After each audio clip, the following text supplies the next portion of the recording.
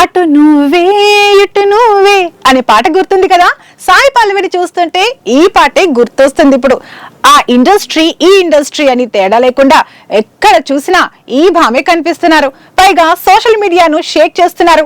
అన్ని చోట్ల ఈమె ట్రెండింగ్. ఇప్పుడు ఉన్నట్లుండి సాయి పల్లవి ఈ రేంజ్ లో వైరల్ అవడానికి రీజన్ ఏంటి?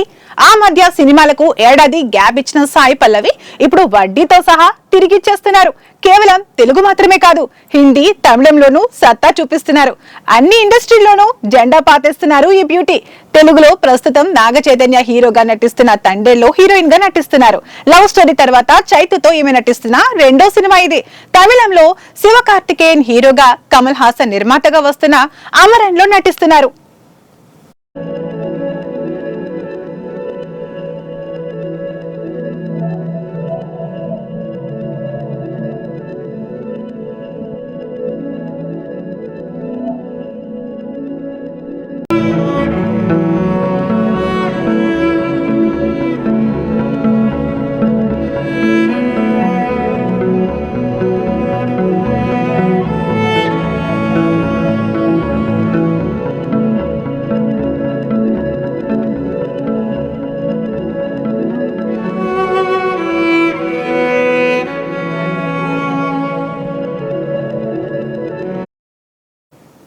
ఈ చిత్ర డబ్బింగ్ ముంబైలోనే చెప్తున్నారు సాయి పల్లవి.